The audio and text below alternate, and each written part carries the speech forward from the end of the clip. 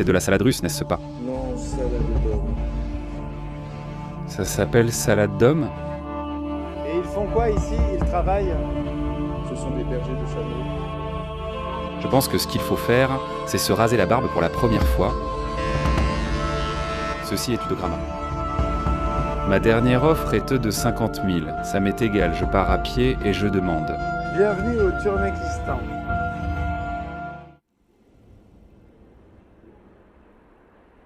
Bonjour. Depuis la guerre de Boukhara. Je ne sais pas si je vais mettre ça dans une nouvelle vidéo, mais si c'est le cas, eh bien, bienvenue dans une autre vidéo. Il est un peu plus de 6h10 du matin. Et aujourd'hui, j'ai un voyage important aujourd'hui. Je compte traverser la frontière vers le Turkménistan. On verra comment ça se passe. Pour l'instant, j'ai 1h30 de train, jusqu'à une ville plus ou moins frontalière, jusqu'à Alat, ici au sud de l'Ouzbékistan. Je verrai comment je me débrouille, peut-être que je prendrai un taxi jusqu'au poste frontière. Si vous voulez en savoir plus en détail sur la façon dont va se passer ce passage de frontière pour moi et découvrir un peu le Turkménistan. Alors restez sur cette vidéo. On y va. Le Turkménistan est l'un des pays les plus fermés et les moins visités au monde, dont le visa est chez parmi les plus difficiles à obtenir. Il est en effet nécessaire de recevoir une invitation du ministère du Tourisme et de faire appel à une agence locale. Après des mois de contact avec plusieurs agences, j'ai finalement obtenu l'invitation et l'autorisation d'entrer dans cette ancienne république soviétique. Les dirigeants surveillent de près les informations qui entrent et sortent du pays. C'est pourquoi Internet est bloqué et il devient presque impossible d'accéder aux sites ou applications que nous utilisons chaque jour. De plus, acheter une carte SIM est extrêmement cher et la connexion Internet est assez lente. Des applications comme WhatsApp, Instagram, Facebook et Twitter sont inaccessibles. Ils utilisent alors leur propre application, TM Chat, pour communiquer. Le responsable de l'agence de tourisme m'a dit qu'ils utilisaient des réseaux virtuels pour communiquer avec moi lors de l'organisation du voyage.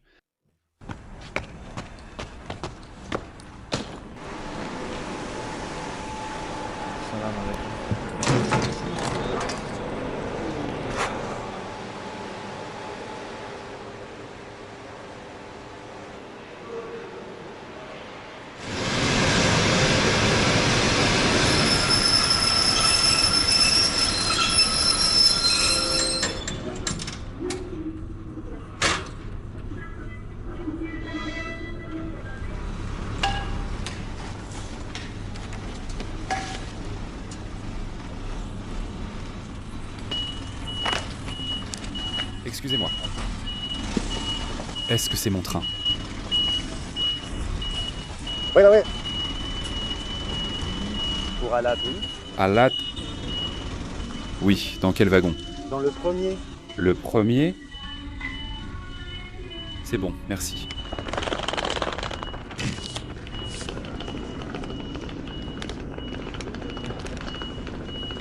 À Alat. Alat?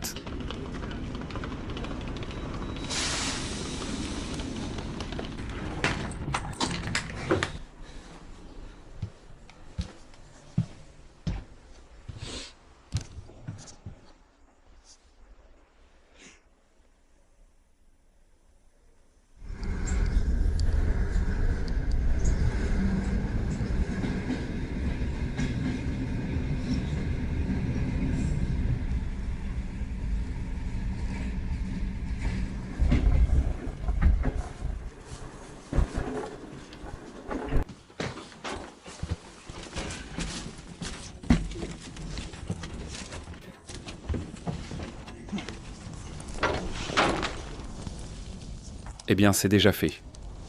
Je suis à Olot. Ici à le véritable Ouzbékistan Rural. Il est environ 8h15 du matin, et le guide m'a dit que le poste frontière n'est pas ouvert. Jusqu'à 9h, je dois donc patienter.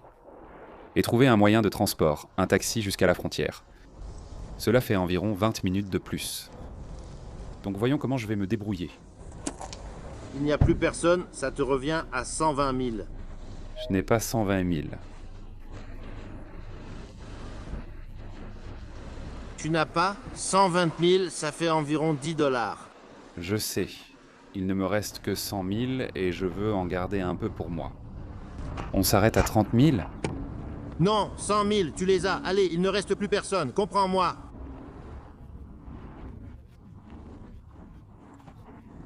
Non, d'accord, je vais en chercher un autre. Écoute, mon garçon, le train est arrivé. Vous étiez 5 personnes pour aller à la frontière. Oui. L'autre taxi a emmené 4 personnes et toi, tu es seul. Le prochain train arrive dans l'après-midi.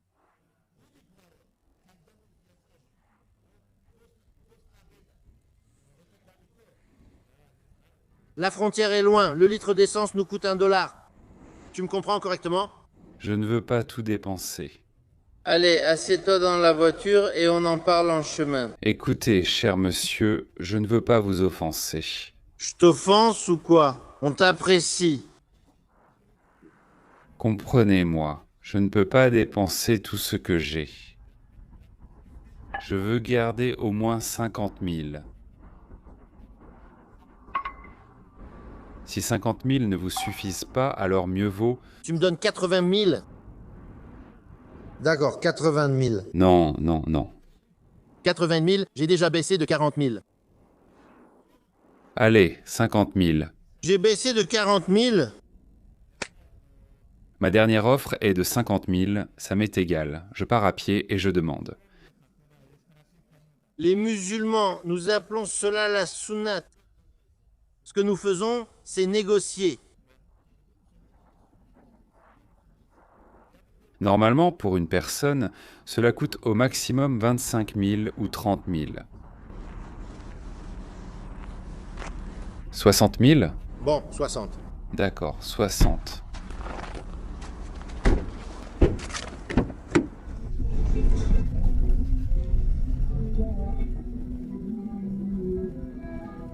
Je m'appelle Victor, comment tu t'appelles? Tu parles russe? Oui, oui. Je m'appelle Imona. Imona? Oui, Imona. Joli prénom. Beaucoup de Turkmènes traversent la frontière. Les Turkmènes viennent à nos marchés voir ce qu'il y a.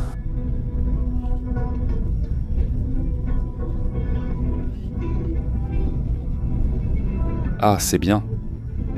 Et ils l'emmènent au Turkménistan. Ils apportent aussi des choses à vendre ici. C'est de la vente au détail. Petites entreprises. Je comprends. Quels produits apportez-vous? Fruits, vêtements?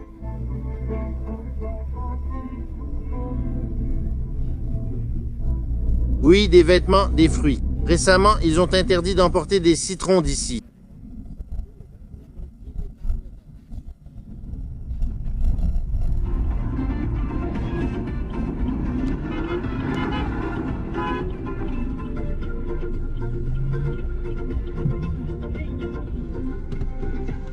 Au revoir, au revoir.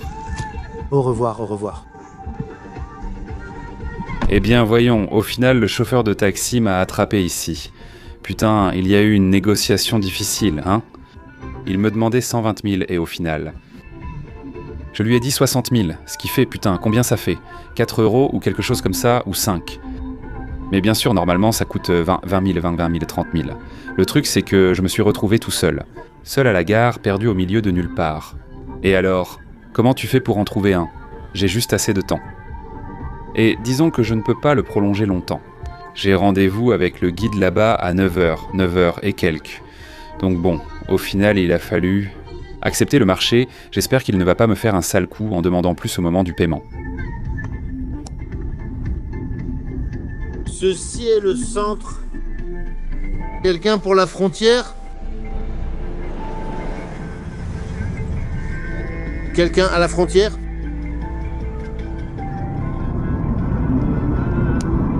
Ensuite, dis-moi ce que tu préfères. Le Turkménistan ou l'Ouzbékistan? D'accord, ils sont différents, tu vois. C'est un pays très fermé. Oui. Mais c'est un pays riche. Il a beaucoup de gaz et de pétrole. Regarde, pense-le comme ça. Tu es riche, mais autour? Tu es trop riche, mais tu n'as personne autour de toi? Es-tu vraiment riche? Es-tu si riche? Le riche, c'est celui qui a des amis proches. Pourquoi l'Ouzbékistan et le Turkménistan n'ont-ils pas de relations amicales? Les deux peuples se ressemblent, non? Tu l'as dit toi-même, le Turkménistan est un pays fermé. C'est eux qui ont pris cette décision.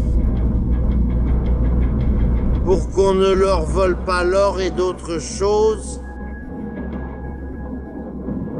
Est-ce possible qu'à l'avenir, ils s'ouvrent davantage? Non. Ils sont fermés depuis déjà 20 ans. Attends, pas 20, en fait 33 ans.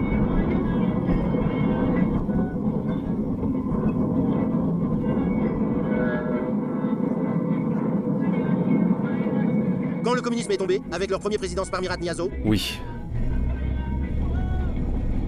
ils étaient les premiers partis communistes.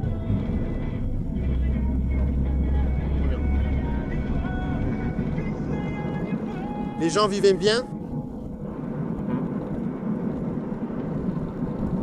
Quand c'était un pays ouvert. Ensuite, ils se sont trop isolés. Beaucoup sont partis en Turquie.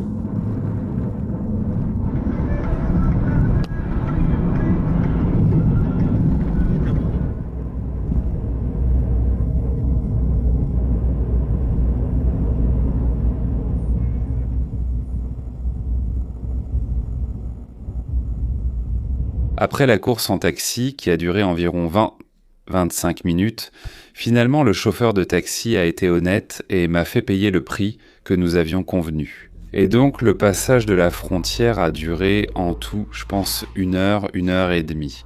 Au début, je ne savais pas vraiment où aller. C'est un passage très long, tu dois prendre des bus à l'intérieur même du poste frontière, du côté ouzbek jusqu'au côté turkmène. Au Turkménistan? Au Turkménistan, oui. Est-ce qu'on peut y aller à pied?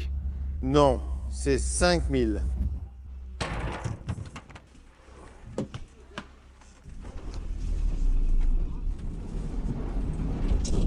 Ensuite, une fois qu'ils ont vérifié mon passeport à la frontière ouzbek, j'ai marché vers le côté turkmène et là, des militaires m'ont accueilli. Les militaires, très sympas, aussi espagnols, on a un peu discuté, sûrement car peu de touristes passent, puis ils m'ont laissé passer. À la même entrée où se trouvaient les militaires, ils m'ont fait un test PCR qui est obligatoire. Mais bon, y touchant juste un peu ton nez et c'est tout. Ensuite, tu prends un autre bus et tu vas au vrai poste frontière, où ils vérifient ton passeport. Là-bas, j'ai fait la navette entre un autre gars qui notait les papiers. Je ne sais pas, ils m'ont donné quelques documents, j'ai payé 104 $, il faut apporter des dollars. C'est ce qu'ils acceptent. Et là, j'y suis resté bien 40 longues minutes jusqu'à ce qu'ils finissent par mettre le visa dans mon passeport. Ensuite, enfin, rien.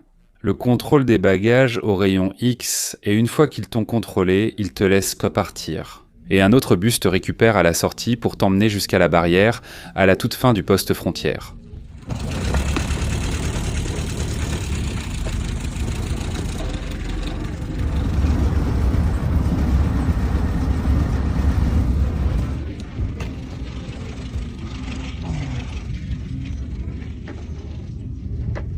C'est là que le guide Artyom m'a récupéré, celui qui sera mon guide pendant ces 4 jours de voyage et dont je ne peux pas me séparer.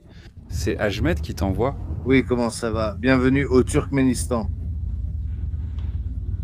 Merci, merci.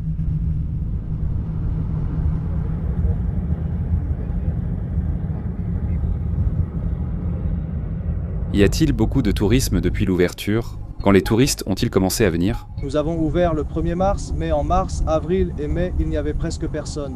En septembre, ils ont commencé à arriver. Tu dois être le 8e touriste que j'ai. C'est difficile pour vous d'obtenir un visa pour l'Europe? Non, ce n'est pas difficile. Mais c'est cher, environ 2500. Waouh, 2500. En tenant compte du fait que le salaire moyen se situe entre 300 et 400, il faut travailler 1 an pour cela. Oui, bien sûr. C'est un visa de travail, n'est-ce pas? Oui, pour travailler légalement. Presque 85% du territoire du Turkménistan est désertique. Les gens vivant dans le désert, n'est-ce pas? En général, 75% des habitants vivent dans ces endroits. Ils peuvent travailler en ville, mais ils vivent dans ces maisons. Ce sont des maisons que les gens construisent eux-mêmes. Que font les gens ici? Ils travaillent dans l'agriculture. Oui, l'agriculture. La plupart des gens, ils ont leurs vaches et leurs agneaux. Ils ont toujours leur propre viande, des volailles aussi. Notre désert, le Karakoum, signifie sable noir. Ah, Garagoun, oui, c'est par là, près de chez vous. Ceci est le canal artificiel le plus long du monde, le canal de Karakoum, le plus long et le plus profond. Les soviétiques l'ont-ils construit? Oui, ils ont commencé en 1954 jusqu'à 1988.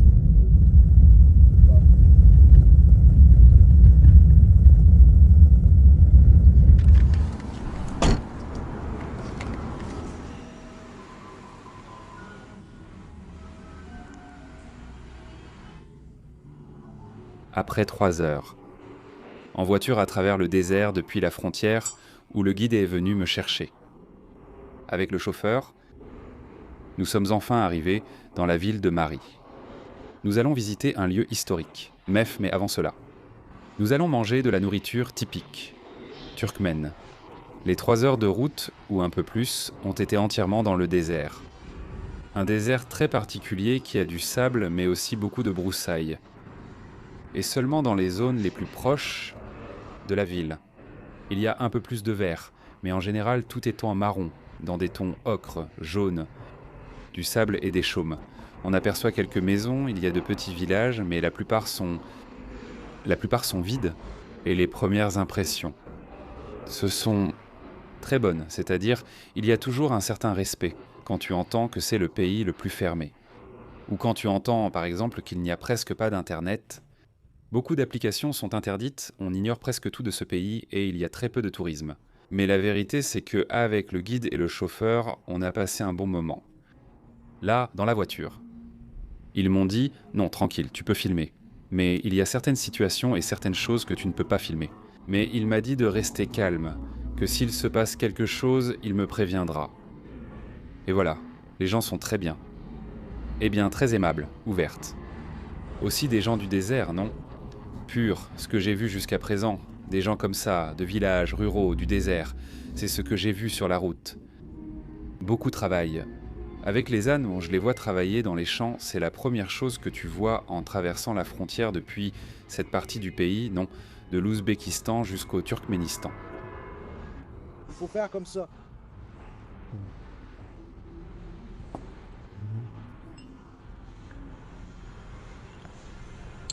Et comme ça 3 fois, d'accord ?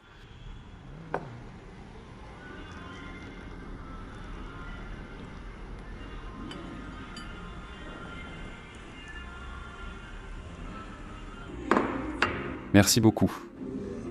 C'est de la salade russe, d'accord ? Non, salade d'homme. Ça s'appelle salade d'homme ? Qu'est-ce qu'il y a dedans ? Du thon, de l'œuf. Tiens, goûte un peu. Non, non, c'est bon, c'est bon. D'abord, la salade de l'homme. Qu'avons-nous ici ? Juste des pommes de terre, des œufs, du concombre. C'est comme une salade russe à la façon turco-humaine. Il y a de la viande. Très bon. C'est de la langue. Comme la salade russe. De Russie. Oui, mais la salade russe diffère un peu. Oui, je comprends. Merci. C'est du dograma. Dograma, voici une soupe avec de la viande. Typique. Tourmena viandée.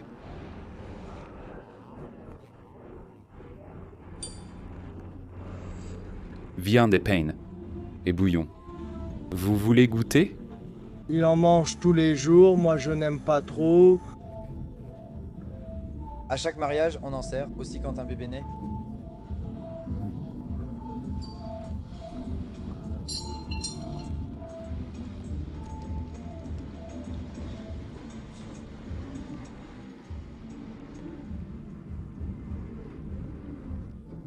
C'est puissant, c'est une sorte de miette, mais avec du bouillon. En Espagne, nous avons quelque chose de similaire, mais sans bouillon.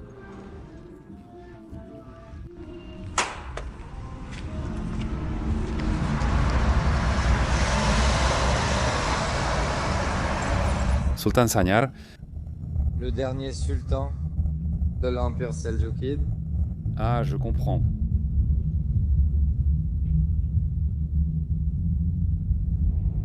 Ces maisons sont jolies, non? Ces maisons sont construites pour les fonctionnaires à payer en 30 ans. Avec 1 ou 2% d'intérêt hypothécaire, c'est très peu. Tu consacres 15 ou 20% de ton salaire.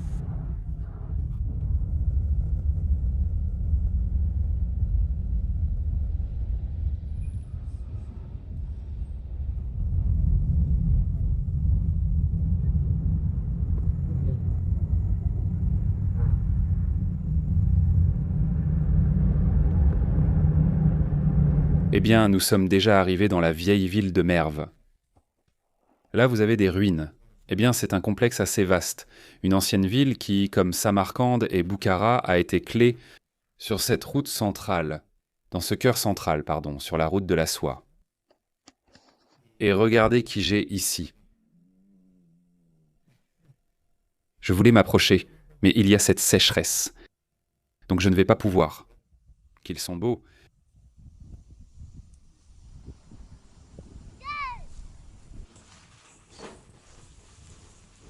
C'est ainsi qu'était la ville de Merv. Oui, c'est un schéma de ce à quoi cela ressemble maintenant, ce que nous allons visiter. Ah merde, ce sont les visages reconstitués des habitants. Comme vous le voyez, ils ne viennent pas des steppes asiatiques ni ne ressemblent aux Grecs. Ils ressemblent à d'anciens Grecs, non? Oui, il y a eu une influence de la culture grecque ici. Merv est considérée comme l'une des villes les plus importantes de la route de la soie. À son apogée, c'était la ville la plus développée de la route de la soie. C'était la deuxième ville la plus peuplée après Bagdad. Merv a survécu à plusieurs guerres victorieuses jusqu'à l'arrivée, mais jusqu'à l'invasion de Gengis Khan et des Mongols. Les Mongols ont tout détruit, probablement 95% de tout, et même les restes des tombes des souverains de Merv. Cette forteresse s'appelle Kiskala, ce qui se traduit par la forteresse des femmes. Ici, l'éducation des filles avait lieu. Les femmes et les mères leur enseignaient les coutumes de génération en génération. Elles leur apprenaient à coudre, filer, cuisiner. Elles préparaient les femmes au mariage. Avant, en plus, elles se mariaient plus jeunes, à 14, 15, 16 ou 17 ans. On pourrait dire que c'était comme une école pour femmes. Quand il voulait épouser une femme qui étudiait ici, depuis cet endroit même, il lançait une pomme ou une pierre, si tu la faisais entrer. Et il dit que personne n'a réussi. C'est plus une légende qu'une vérité. Oui, d'accord. On met ça là, il dit que c'est plus une légende. Mais bon, celui qui arrivait à mettre la pomme là où la pierre, il gagnait la plus belle fille. Tout ce qui est ici a été construit entre les 6e et 12e siècles. Ce qui frappe dans cette ville, c'est la découverte simultanée de vestiges. De 4 religions. Le zoroastrisme, le culte du feu et du soleil, le bouddhisme, on a trouvé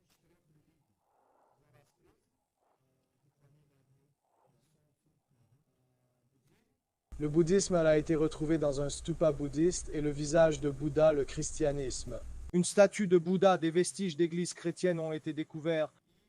Et bien sûr, l'islam qui a eu plus de prédominance parce qu'il se trouvait à mi-chemin. Dans le futur, À travers l'influence des pays occidentaux, il a eu plus d'influence vers la fin de son règne. l'une des reconstructions que les Turcs ont aidé à réaliser, parce que vous pouvez voir que tout ce complexe est pratiquement en ruine. Eh bien, Artyom, le guide, m'a dit qu'après que Gengis Khan l'ait détruit et réduit en cendres, bon telet revesta à Ejdquamon. Ensuite, il a ressurgi. Mais plus modérément, sans jamais redevenir la grande ville de Merv, qu'elle était autrefois. Ce monument ici est l'un des rares à avoir été restauré aujourd'hui. Il abrite 2 tombes et il a une grande importance pour les Turkmènes. Parce que, eh bien, ils viennent ici en pèlerinage, ils font 3 tours et font un vœu. Par exemple, avoir un membre de plus dans la famille, ou le bonheur, la santé, peu importe. Ici, dans l'ancienne ville de Merv, nous trouvons aussi le mausolée de Hadja Youssouf Ahmadini, que l'on croit qu'il fut l'un des fondateurs du soufisme. À la fin du XIe siècle et au début du XIIe siècle, les Timourides, l'empire timouride, ont construit en son honneur une mosquée déjà au XVIe siècle. Comme vous pouvez le voir aussi, eh bien, c'est l'une des rares choses qui ont été reconstruites. Une mosquée là, derrière moi. Et ici, nous avons comme le mausolée. C'est aussi le mausolée. Non, c'est d'où l'on fait l'appel à la prière. Eh bien, et tout le monde sort.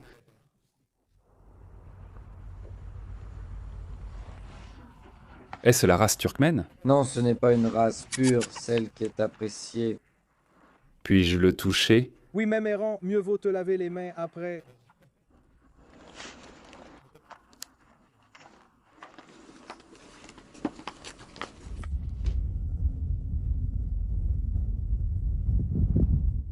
Eh bien, nous sommes arrivés ici au point le plus élevé de ce qui était l'ancienne ville de Merv. C'était le poste de contrôle ou la tour de guet. D'ici, on pouvait tout voir. Toute la ville et sa périphérie étaient surveillées pour détecter l'arrivée de l'ennemi et préparer les défenses. Je ne sais pas si on le voit bien à la caméra, mais c'est immense. Le périmètre de cette ville, là-bas au loin, vous voyez les murs qui s'élèvent. Tout ça, nous sommes ici, près des murs, mais si on regarde. De l'autre côté de la ville, ils sont invisibles, tant c'est loin. Jusqu'à 500 000 personnes vivaient ici avant la destruction par Gengis Khan. Et ici en bas, il reste le lit de la rivière, maintenant asséché, qui entourait la ville. Et c'est la raison pour laquelle cette ville n'a jamais retrouvé sa prospérité.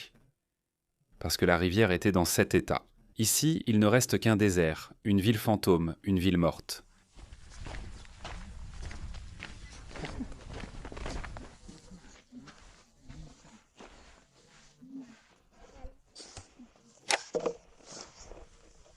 Comment ça va? Vous parlez russe?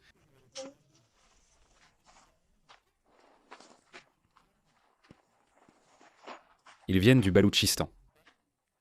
Comment dit-on bonjour au Baloutchistan? Comment dit-on bonjour dans ta langue? Comment se dit bonjour en... Comment se dit?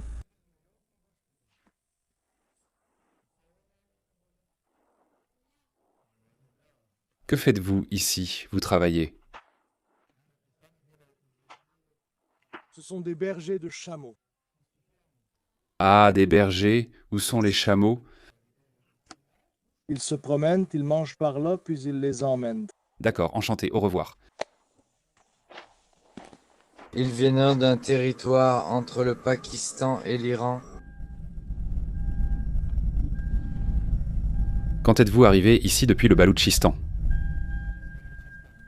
Ils ont migré durant la guerre d'Afghanistan.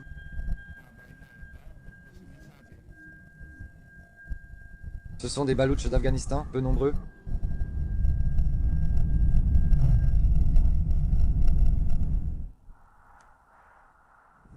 Dernière étape de l'itinéraire dans l'ancienne ville de Merv.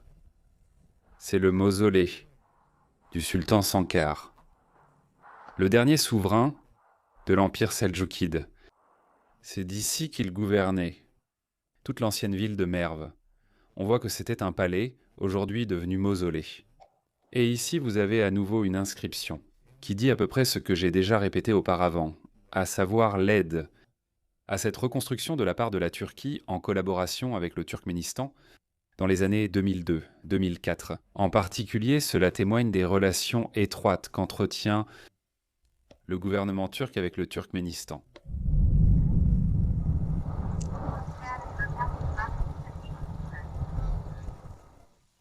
Regardez, quel groupe nombreux de chameaux qui sont gardés par les bergers du Baloutchistan. Et ils m'entourent, non? Et c'est ce qu'ils mangent. Une mauvaise herbe, ça, c'est que des épines. Oh là là, ils doivent avoir une sacrée bouche. Quel animal! Ils sont énormes.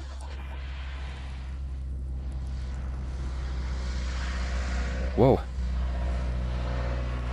Et là, le berger le surveille. Merde, ils vont me cracher dessus. Non, je reste ici, ils crachent. Ici, je suis entouré de chameaux avec les bergers du Baloutchistan, au Turkménistan. Voici les animaux qui transportaient toutes les marchandises de la route de la soie. Il y en a énormément, hein, il doit y en avoir une centaine. Ici, je n'exagère pas. 60, facile.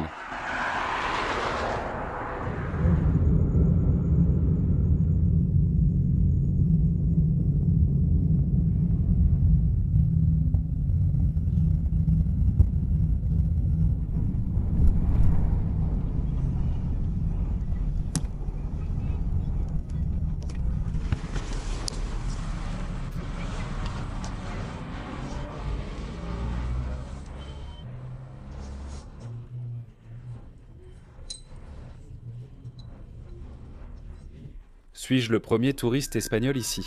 Oui, de quelle région d'Espagne? De Madrid. Tu aimes Barcelone?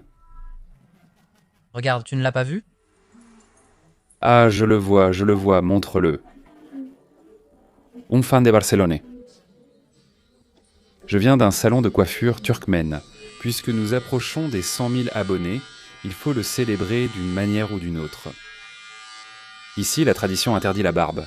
Donc je pense que ce qu'il faut faire, c'est se raser la barbe pour la première fois. Pour que vous me voyiez sans barbe et que je me vois aussi, car cela fait déjà de nombreuses années, enfin des mois, que je ne me suis pas vu sans barbe. Allez, Madrid. Allez, Madrid. Combien ça coûte tout ça? La coupe et la barbe? 60 manats. 60 manats.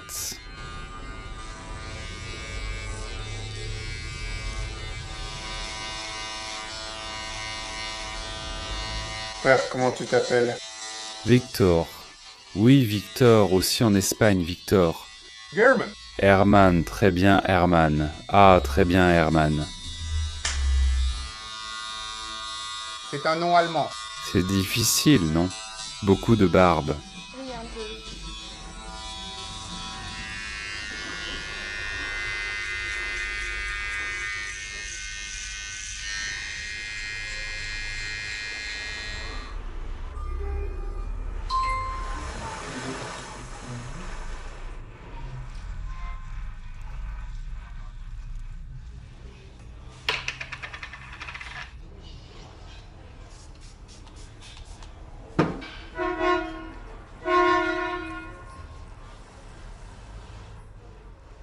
Comme Robert De Niro. Oui, c'est ça, merci, German.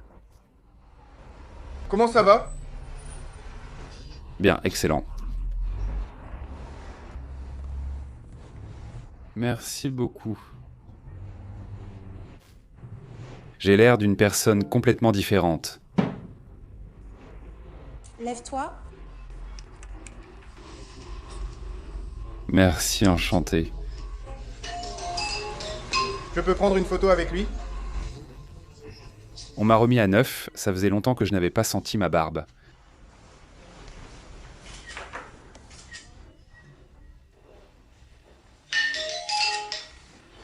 Au revoir, mon ami. Au revoir, mon ami. Visca Barça. Au revoir, au revoir, au revoir. Madrid. Merci, German. Merci beaucoup. Ravi de te connaître. Bonne nuit. Au revoir, au revoir. Merci.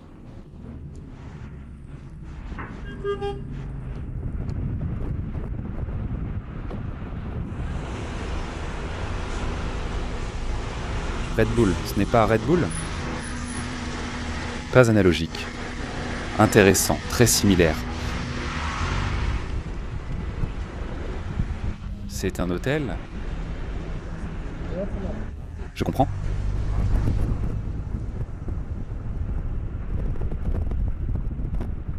Tout.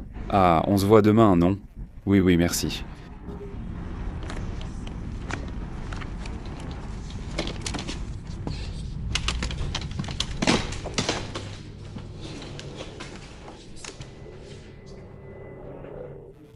La chambre est-elle déjà ouverte? Un moment.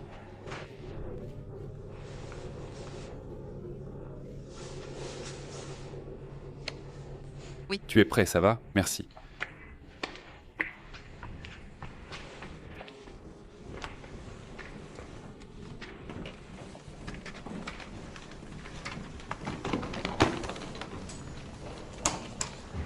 bon? D'accord.